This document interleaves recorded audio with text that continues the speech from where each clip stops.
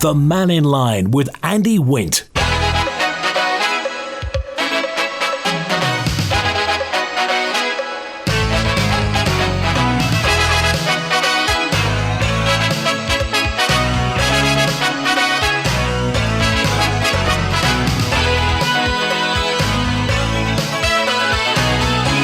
Faster Mai, good afternoon. Welcome to Mannin Line on Manx Radio. Your chance to have your say by calling 66 13 68. Text or WhatsApp on 166 177 or email studio@manxradio.com. The Department for Enterprise plays a big role in our financial future. And where will we be without money? If you have a question about our future in business or any of the departments or the aircraft or ship or central registries, well, we're on for the next hour with the Minister, Aaron Michael, MHK. Tim Johnston is with us. Faster Mai, good afternoon. Good afternoon. And Chief Officer Andrew Stewart, Andy Stewart is with us. Hi, Andy. Faster Mai, Andy. Jolly good. So, business at the moment. Nobody's saying that it's easy, Tim Johnston. How is the department faring? Yeah, I think that's right, Andy. I think we recognise that it's a tough time at the moment. We've seen over the last few years, post COVID, the challenges that all businesses have faced around cost increases, inflation, Ukraine war. It's been a really difficult time, and as a department, as a government, what we've got to try and do is sort of set out the playing field, if you like, for business to sort of get on and do what it does best. And that has been really challenging. I think it's fair to say that some sectors have fared okay over the last few years, but obviously we've seen others struggle. But overall, what we've tried to do is sort of steer what I'll call a steady course through that. And I think as an island overall, if you look at the economy and look where we are, it's not all negative. I think we should be proud of some of the things we've achieved, but absolutely recognise that it's really challenging out there. Okay, and Andy Stewart as Chief Officer. I mean, there are lots of bits to Enterprise, aren't there? With Enterprise, Locate, the TT Races, of course, Visit Isle of Man. What does the Chief Officer? What's your role? Do you oversee the lot? Do you get involved in any of the component parts? So the short answer to that, Andy, is yes. So technically, Chief Officer, I'm responsible for all activities across the department. I think what we recognised a number of years ago when we established the Department for Enterprise as it is now, following a review, is there's a number of distinct areas, and actually separating those slightly in terms of their focus, but they still all sit under the umbrella of the Department for Enterprise. So there's clearly a business development and sectoral representation, which is represented by the 4 executive agencies. The registries, which comprise Airship and Central Registry, as you mentioned, and then the kind of core functions of the department that span strategy, policy, legislation. We still have a raft of legislation that sits under the department too, as well as the corporate central functions. So yes, it's taking it all in the round. That comprises the activity of the department. Okay. Do you have targets? Do you have things you simply have to achieve? So we set out an annual plan each year, and that's been formalised under this administration into a department plan which goes before Tynwald, yes.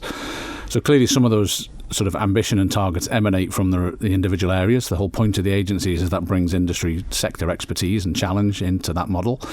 But then each of the component parts will set out its ambitions for the year, whether this be to develop a legislative programme, whether it's to be hit numbers in terms of air or ship registry numbers, and they're all set out. And again, we report annually on that, normally every back to Tynwald every 12 months at the moment, where we've achieved, where we haven't achieved, and indeed where we've changed course during the year because things haven't followed the exact path that we set out 12 months ago.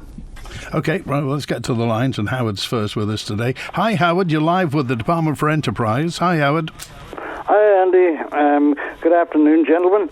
Afternoon. A question for Mr. Johnston. Well, for both, actually. Over the weekend, I read that an airline, albeit not a huge one, but a very valuable one, Blue Island, who serves Jersey, Guernsey, and the south of England. And they did serve the Isle of Man here for a while. In fact, they were doing flights from here not so very long ago to Jersey, Guernsey. Also, this is over the weekend. It's gone into administration. Just overnight, they said, that's it. were cancelled, everything's shut. 100 people paid off. At the end of October, Eastern Airways, now a name again familiar with the Isle of Man, they went into administration. They're still in administration, but they're not functioning. They actually bought several of the aircraft from Manx Airlines. Our present airline, Loganair, that is owned primarily by two gentlemen, two brothers, and it is on the market for sale. The EasyJet, I read only the other day, is in the sights of a money company, one of these, what do you call it? Private equity. Private equity, that's the word. Old age creeping up on me, Andy. Private equity, they're being looked at. Now, have the government or have your department heard of any of these, and are you keeping the eye on the ball? Because the two I mentioned further to start with, Blue Island, I remember them starting only a little aircraft, frog hopper they called, because they used to transport perishable goods. Eastern Airways was picked up by the fact that it was able to buy a lot of the aircraft that they were using from BA when they took over Manx Airlines. But again, it's a hard life out there. And are the government, are your department keeping an eye on the ball, because that airport that we have here is an extremely vital link, not only to England, but Scotland, Ireland, and eventually other parts of the world. Okay, all right, thanks for that. Obviously, the DOI look after the airport, but Enterprise needs good air connections, Tim Johnston. Absolutely, Howard, and I think you're making a really important point. And I think when we set out, which we have and had support at the beginning of this year for our strategic air policy for the island, looking at connectivity and how vital that is for us, what's happening out in the marketplace is very much, central to our minds. And what we've seen post-COVID is a huge change in the regional air market. And we've seen, as you've pointed out, Howard, a lot of the smaller airlines are really struggling and have fallen away. And actually, Loganair now is the prominent sort of player now in the market. It's much bigger than any of its rivals. I think when we say some of these rivals are actually falling away, as we've said. So we're in a challenging market. It's important to notice the difference between what is the domestic market, which is really struggling still, I think, in many ways, and of course the international market, where we've seen things return sort of back to pre-COVID levels. So I think you're making a really good point. And what we need to do as an island is make sure, obviously, we've got that mix of connectivity, and we need to work with the players that are in the market where we can, and that's what we're doing with both EasyJet and Loganair. We recognise what our core routes are for the Isle of Man, and that's into the northwest of England through Manchester, Liverpool, and also the importance of links to London, whether through Gatwick, Heathrow and London City. EasyJet are serving Gatwick, as well as into some of the northwest routes.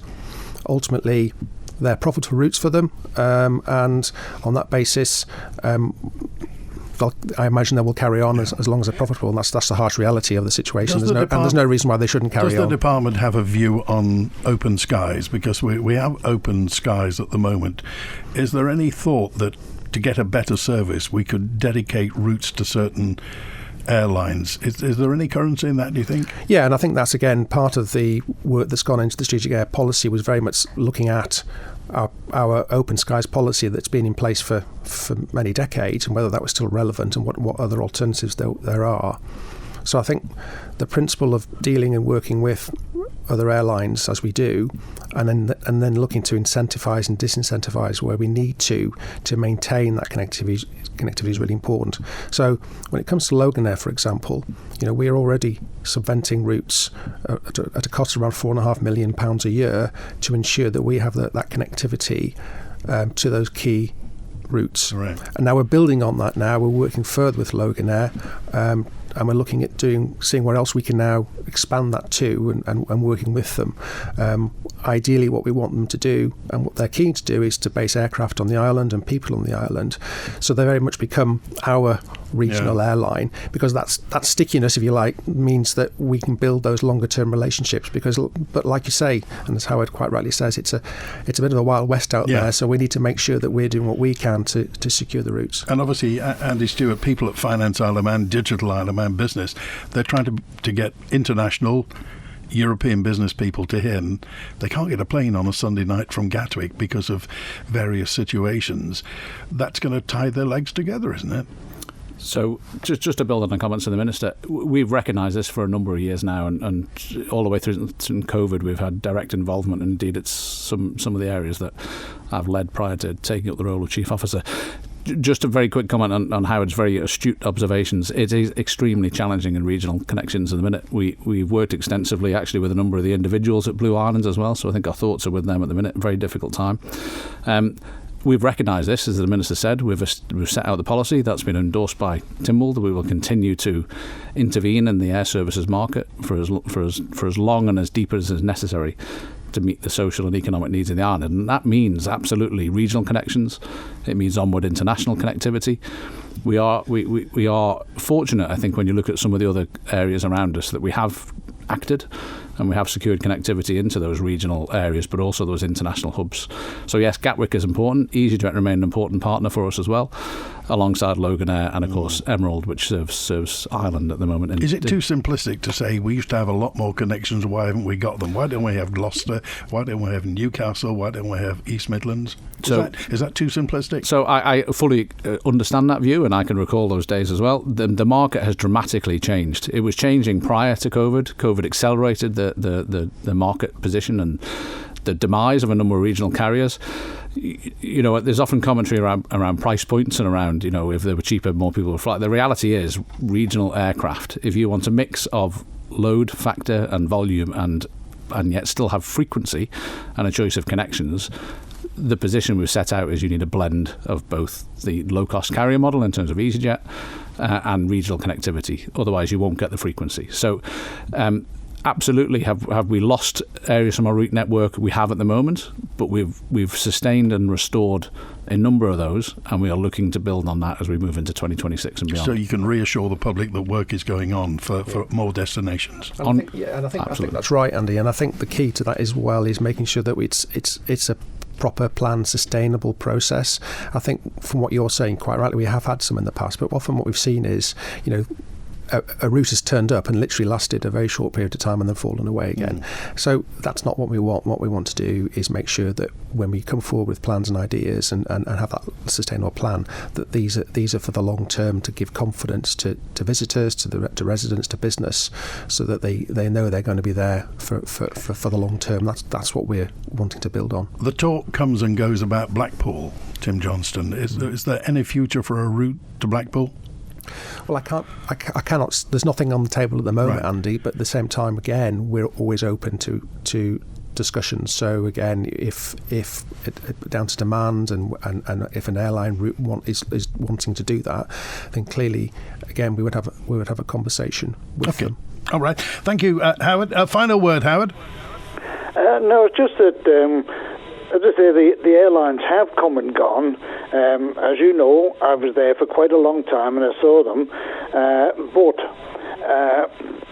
it's keeping an eye on the ball, and just as things are moving very rapidly in the aviation industry, and this happened for Jersey and Guernsey, and Urini had to pick up the tabs for some of them. So would we have... it's a very, very difficult question. This one's completely up in the air. Is there any policy somewhere where a major like Loganair or something goes out? Is there anybody there that we can rely on? Okay, Tim John, I mean, Loganair is technically up for sale, isn't it? Yeah, technically, I think that isn't my understanding. Clearly, it's a ongoing business, and it is now, as I said, the biggest regional airliner in the UK. It's cemented that position. I would like to think that it's got a very positive future for any purchaser looking at it, and but that's the challenge, and I think, as Andy said, that's why we need to make sure that we build relationships and have that mix between the low cost and the budget to make sure we do have that resilience. But we have to recognise that it's quite a challenging market, and that's why what I can assure Howard, what I can assure listeners is there's a huge amount of work getting done behind the scenes following that endorsement through Timberwolf to make sure that we're doing everything we can to maintain and build on our connectivity. Okay, I appreciate that, Howard. Thanks for calling today. And Stephen's next with us on Mannin Line. Stephen, hi, you're live with Tim Johnston, MHA, Minister for the Department for Enterprise. Hi, Stephen. Hi, Andy. Hi, Minister and the Chief Exec. Hello. And good afternoon, listeners. If I could turn your attention to, I think, is an important matter for the local communities of the island, that you have ignored or not given it your best attention, and I'll describe it. In the UK, you will be aware that the Financial Conduct Authority have introduced rules to protect access to cash. And part of those rules are, confirmed in July last, Link, which manages the UK's cash access and ATM networks, has reassessed the needs of local areas where banking services are changing, and they've introduced successful changes and got 15 communities which had not previously been assessed as needing a banking hub will now get one.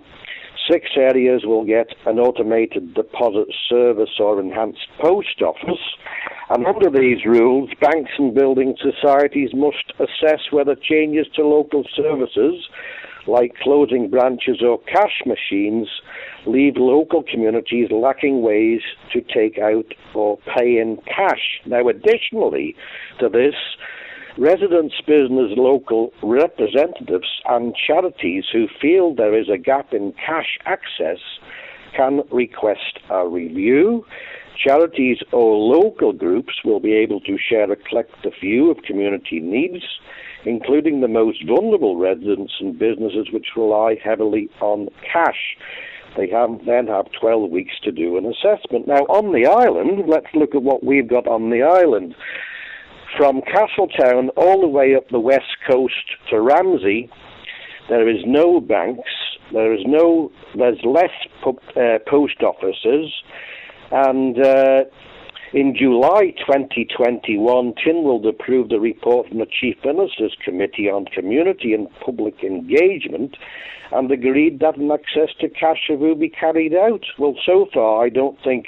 I know you've done a nice glossy report, but you've nothing tangible to give to people or give them hope of what you're doing. And I read the department will be using the information gathered from this and other sources to provide an update on the Access to Cash Report 2022 to Tynwald. It is intended that this update report will provide options and recommended actions that should be considered. Now let's look at the latest announcement from the bank that was providing a very limited service to these areas, which was Penny, the mobile bank that has been now announced it's withdrawn. So my question to you both is, what do you intend to do? Is it a further ignoring the needs of these communities that need access to cash, or do you intend to do something? And let's also look at the My Card, where the Treasury Minister has said he will help people get bank accounts as much as they possibly can. What is the point of a bank account when the banks have closed their branches and post offices have reduced? So I think you're letting the island community down. Okay, lots of questions. Tim Johnston. Yeah, thank you. And look, I hear that the concerns you're making there. I mean, I think as far as the reports that have been done, yes, absolutely, we recognise the work that was done and actually have responded to that report. We also brought in Link to look at that and look across the island to see, looking at our population, looking at our towns and villages and what was required and how that would compare, to their metrics, if you like, as they use in the UK. And the harsh reality is on that basis that actually you would only have bank access in the capital only, and on that basis, because of the size of the island and the population. So we still do have broader access to that. We still do have banking in the north as well. And I think in the south, to a certain extent. The broader question around access to cash, of course, is really important.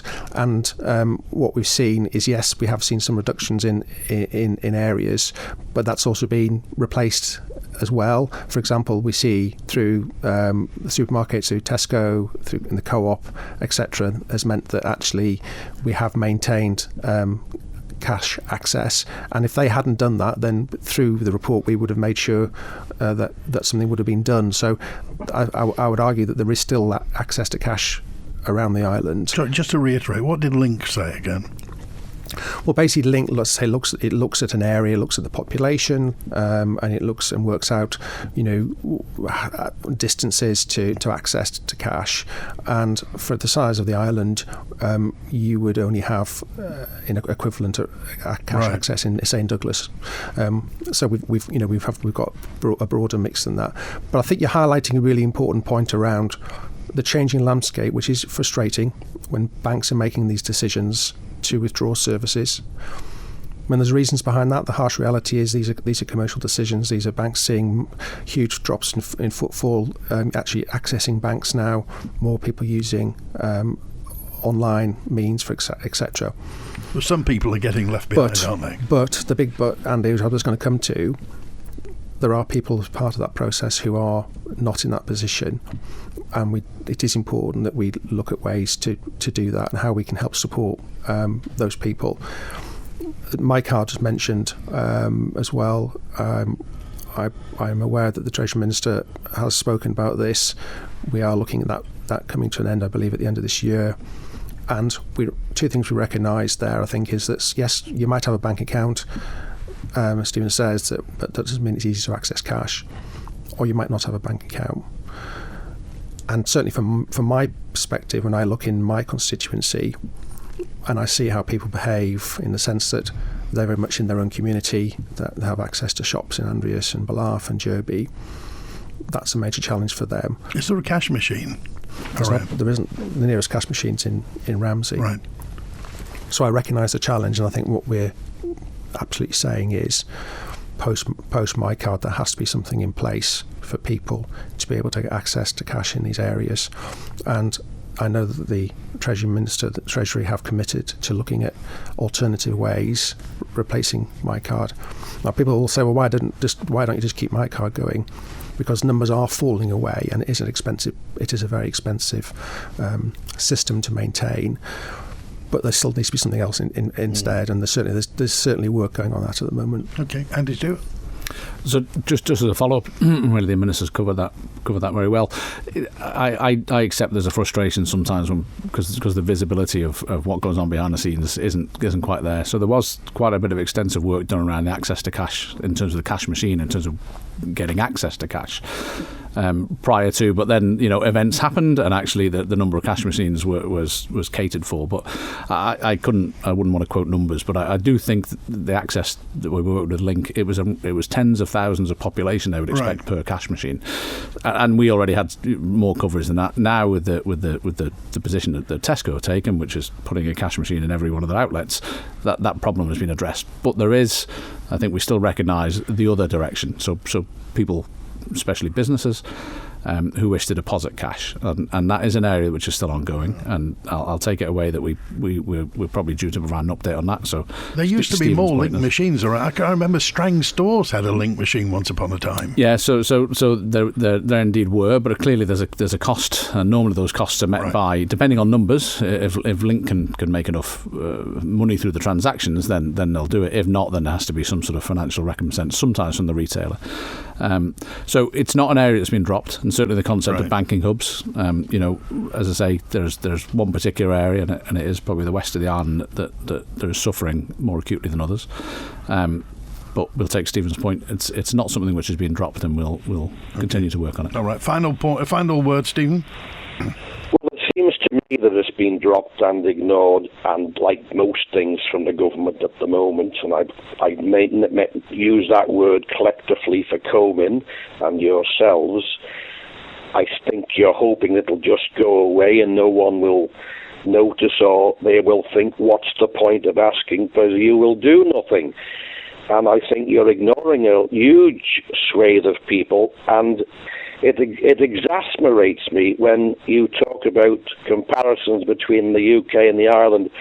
We want Isle of Man solutions for Isle of Man problems. We are not a county of England. We are a country in our own right, and our people deserve better than you're currently governing for us. So I do hope you not only will look at these issues, you will provide tangible solutions for people for this particular matter. Okay. All right, Stephen, we appreciate your call. Thanks for being with us today.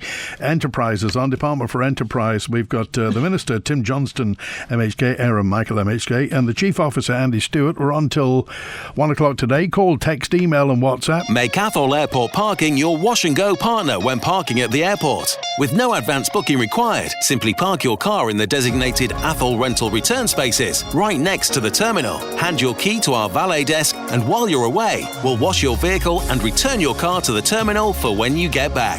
For prices and our full range of services, including comprehensive valeting menu, just search Athol Airport Parking online. Athol Airport Parking, part of the trusted Athol Garage Group. It's amazing how new curtains and blinds can transform your interior. And in Millichap's curtain department, you'll be spoiled for choice. With made-to-measure curtains and thousands of fabrics to choose from, along with curtain poles, whether classic or contemporary, plus window blinds in a huge range of styles, from roller to Roman. And don't forget Millichap's fabulous selection of wallpapers, with free measuring service and installation available for windows and walls. It's all in store at Millichap's. Deck the halls with boughs of holly and much more when you visit Watson's Nurseries this Christmas. Watson's Nurseries for cut and potted Christmas trees, including non-drop at great prices, along with decorative festive wreaths and superb gift ideas like trees, fruit trees, large specimen trees and shrubs, and gift vouchers. They also stock logs and coals suitable for fires or wood-burning stoves, with delivery available.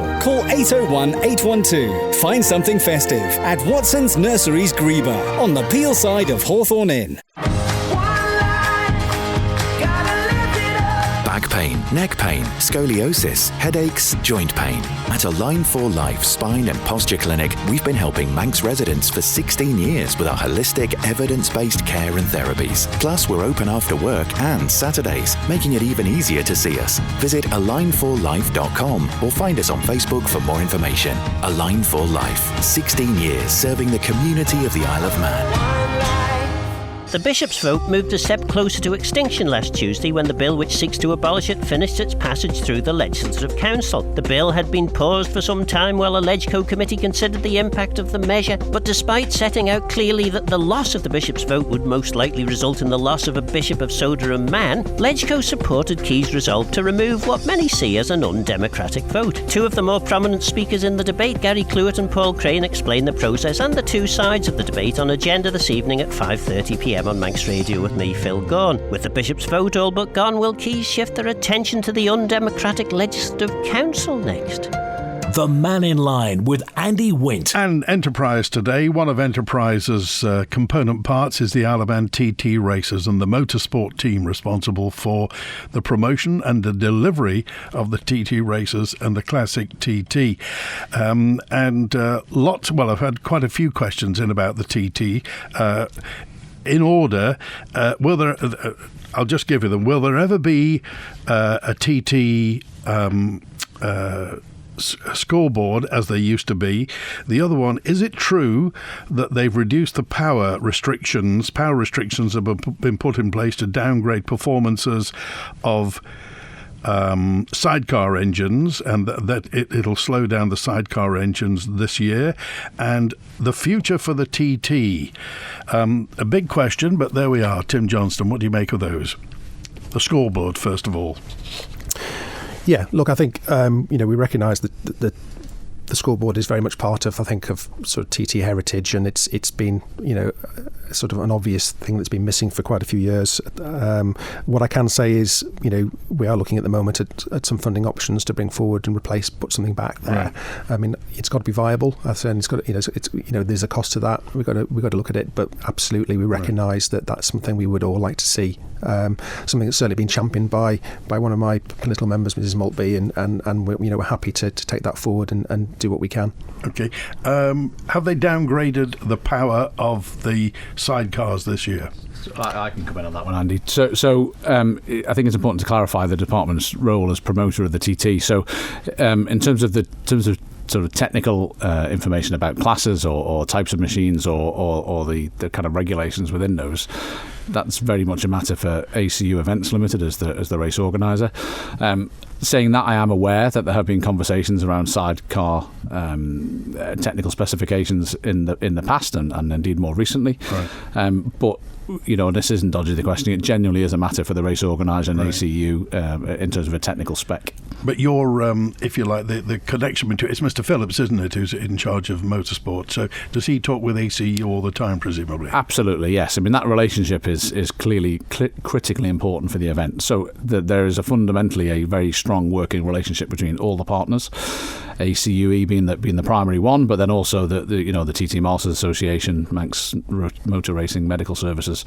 It is a Herculean effort to stage an event of that scale over that course. It's fair to say that unless you're involved in the organisation, you don't understand the organisation, because, as you say, there's ACU, TTMA, everybody, if you like, is a component part, and any one of them could make the whole thing fall to pieces if they don't pull their weight. That's a very good point, which is why it is very important that we maintain those relationships. Listen to the expertise, and I know there's obviously clearly comment from the general public in the Isle of Man as well, and everyone will have a view.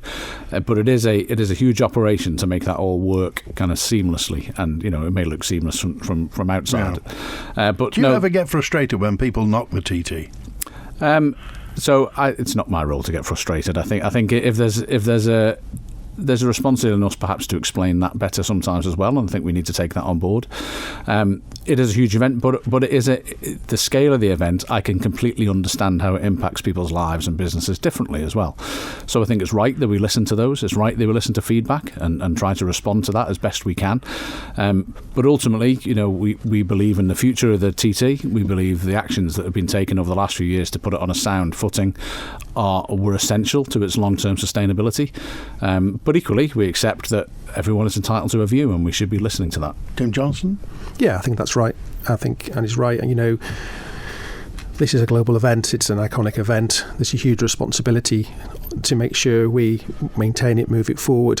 What I would say is that actually look what's happened around us. Look at what's happened in Northern Ireland, for example, where we've seen it really quite decimated, sadly.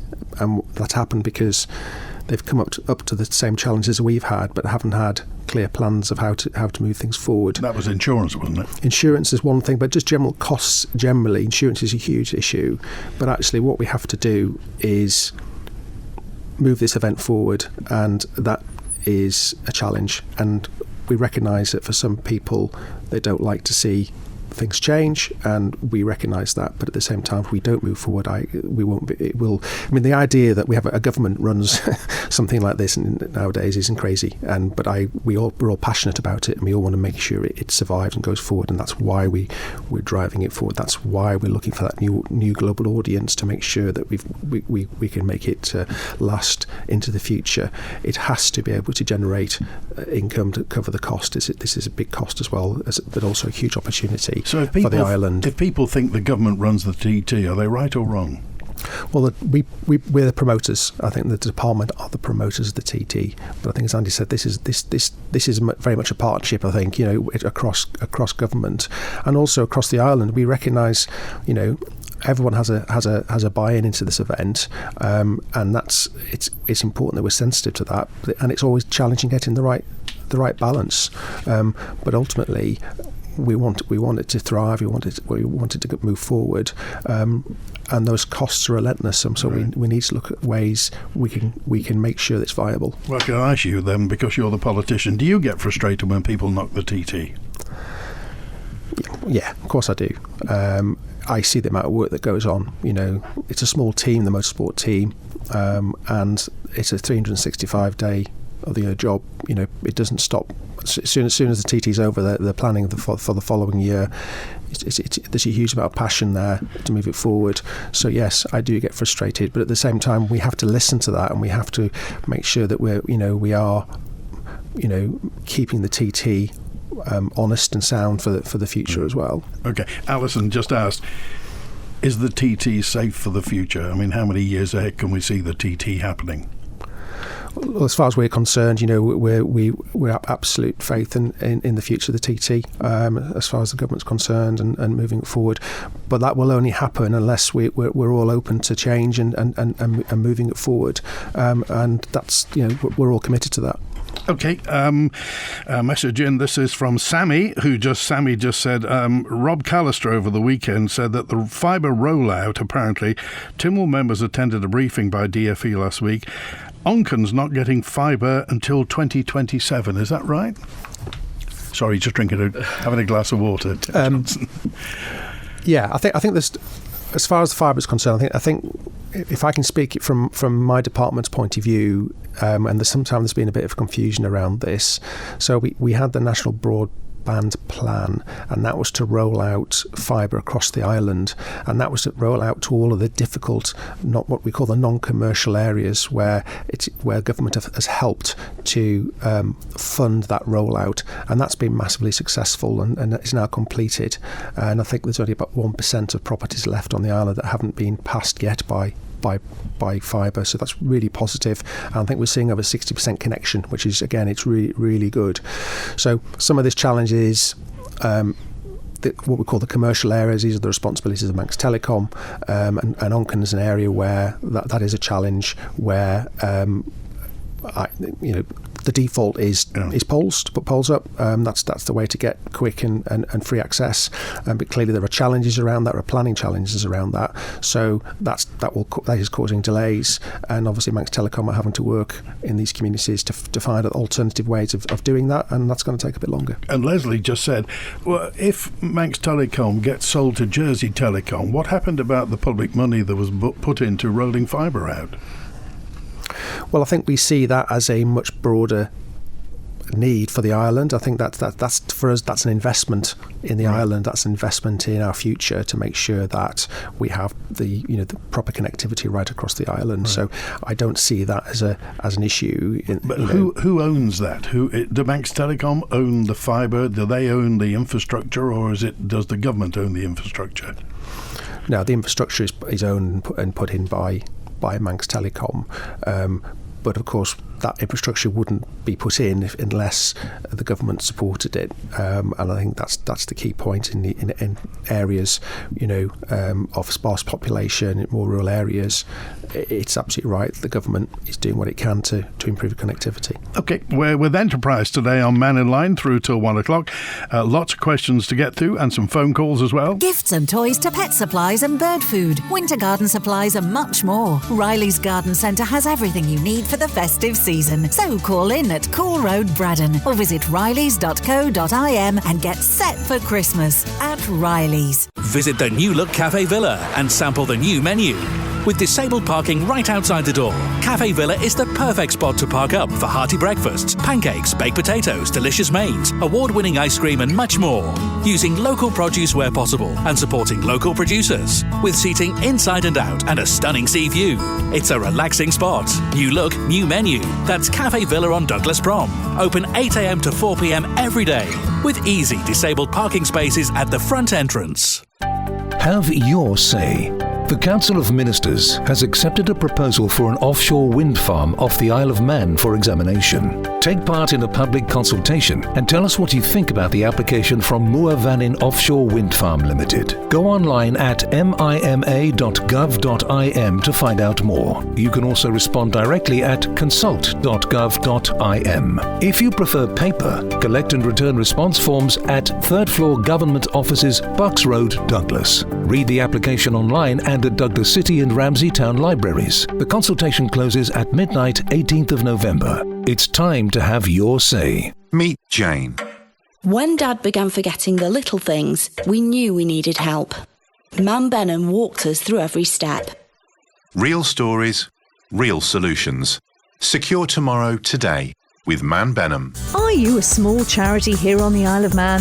Are you looking for volunteers, hoping to raise awareness and chasing those crucial pounds and pennies to support your work? Well, Manx Radio can help. You could be our next 1 to 3 Charity of the Week. With daily on-air coverage, podcast and social media promotion, we can help support you and those you help. Just email the numbers 123@manxradio.com and listen out for the feature each weekday between 1 and 3 p.m. The Charity of the Week, brought to you by Kell Properties. The Mannin Line with Andy Wint. And Tim Johnston, MHK, Era Michael MHK, the Minister, and Chief Officer Andy Stewart from Enterprises with us. And, it's former MHK Chris Robertshaw with us now. Hi, Chris. Good afternoon to you. A question for Tim, Andy, please, if you don't mind. Okay. Very simple. What's not to like about the Local Economy Forum's proposal regarding the minimum wage, for 3 reasons. First of all, it would result in higher take-home pay for the employee. It would mean a more reasonable cost increase for the employer, and it would actually bring government closer to its own ambition with regard to living wage. He's been sent a copy of the proposal. What does he think of it? Yes, thanks, Chris. Thank you for your call. Yes, I have seen it. Thank you. Look, I think as far as I'm concerned, we've been through an agreement through Tynwald in July, where we had strong support for the changes we were looking at making, and again, literally a handful of weeks ago, bringing through the orders for implementation next April. I think going into detail, looking at it, for me, ultimately, this is what's still being proposed here is something which is very challenging for government, which is a direct support into sectors, and also the fact that there's an assumption that the data is there to be able to do that in a fair and accurate way, and I would argue that is not the case, in the sense of knowing who's on minimum wage within a business, what hours they're working, etc. I think it's a very complicated process. And then linking it to pay off Ireland to, for example, UK and their minimum wage plans or living wage plans. Again, you are sort of farming out that whole process to another jurisdiction, and then you are linking yourself to their pay movements, not what's relevant to your own economy. So, I think we've been through this over the last few months. One of the things I wanted to do is get real clarity for businesses, and while we recognise there is still this big challenge of set out from the Poverty Committee back in 2021 to reach parity, I think this process of going to median earnings, having that clarity that people have, or businesses have about 10 months notice pretty well, of knowing what that figure is going to be going forward, puts real clarity in place going forward for businesses, and that the rate will then follows the inflationary rolls of an economy. I think is a fair and transparent way of doing it. Chris? Well, Tim, don't you think you should be listening to the business sector a lot more carefully? Because you haven't consulted with them. If you'd consulted with them, you wouldn't be saying half the things that you've just said. And I could pick on every single thing that you've said. I'll just pick on one. You've given the private sector 5 months now to deal with things which are really beyond their ken. Now, this is the second time you haven't listened to the sector, the business sector, because you made that big mistake over the proposed room tax for the hospitality sector. Can I just ask you to think again about the way you consult with the sector and join us and engage with us to understand that what we're saying is not in agreement with what you've said on almost every element.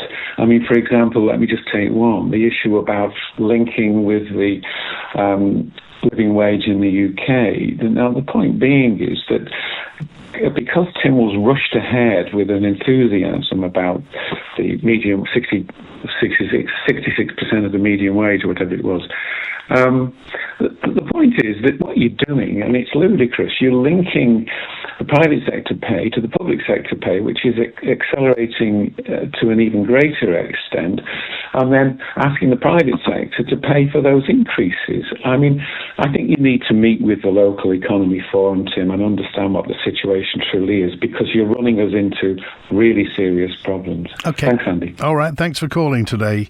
Now, a message about this is more about motorsport as well now.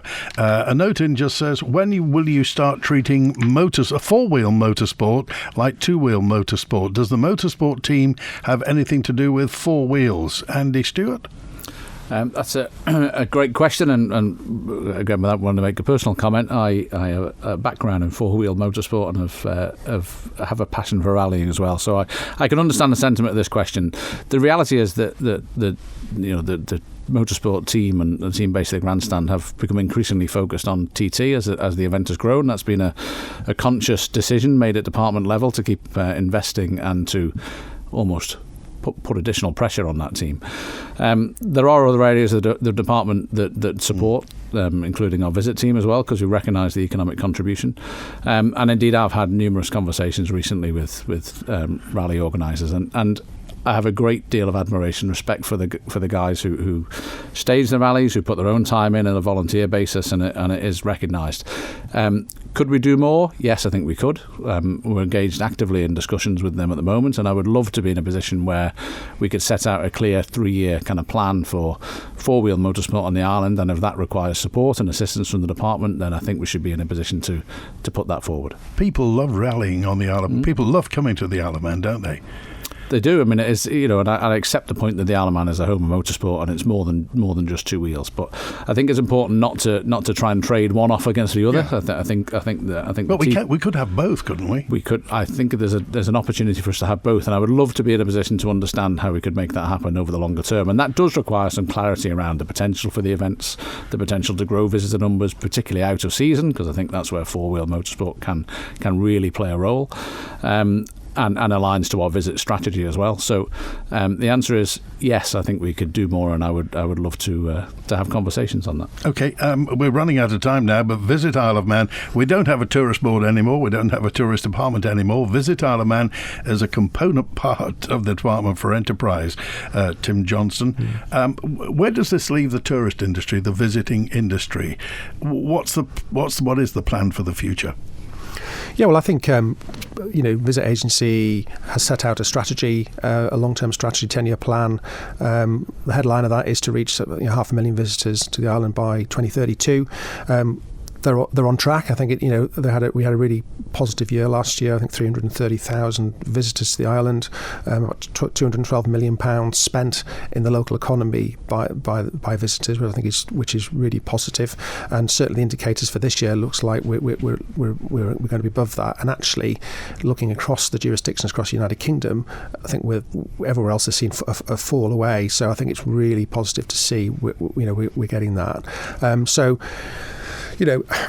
Again, it is one of those subjects where I appreciate people have very strong views about, but I feel that the Visit Agency has a lot of confidence now in understanding its market. It's recognising and targeting that market, people that want to come to the island, whether it's people who enjoy the outdoors, in the environment, the quality of our food and drink. We are seeing that happening, and I think the strategy is sound, and it's really positive to see that happening. Okay, William just said, could the Minister make a comment on cruise liners? Are they worth the trouble? Do we get plenty of money out of cruise passengers? Well, yes, and again, separate to that is the cruise numbers, and I think actually the evidence suggests that yes, they are spending a considerable amount of money in the economy, and actually you'll see at certain times of the day in season. If you go to some of our other towns and villages around the island, they're packed out with people coming, visiting, buying. So I understand there's always been a little bit of scepticism around that. But I would say that the evidence suggests that actually no, they are spending in the economy. Okay, because he also says, look, if they're spending could you get the Department of Infrastructure to paint the sea terminal then, and make the sea terminal just a little bit more welcoming to the cruise passengers? Yeah, and I think that's a fair point. We recently, over the last 12 months, took back in the Welcome Centre from the Cabinet Office. Obviously, we're based down there. There's been hopefully people will see there's been a bit of investment gone on inside the sea terminal around that, and little shops and areas around the Welcome Centre, and certainly there's work going on that. We also set up within the department what's called the Destination First Board, and I think that's a great sort of collection of people from across the island and local authorities as well as Visit, to recognise actually it's those little things that matter to people, and actually things like making things are tidy, things are painted, signs are renewed and clear are really important, and we get that, and there's a lot of work going on in that space now, and we'll continue to carry on as well. Okay, thanks for being with us today, appreciate it. Thanks Tim John, thanks Andy Stewart, good to talk to you.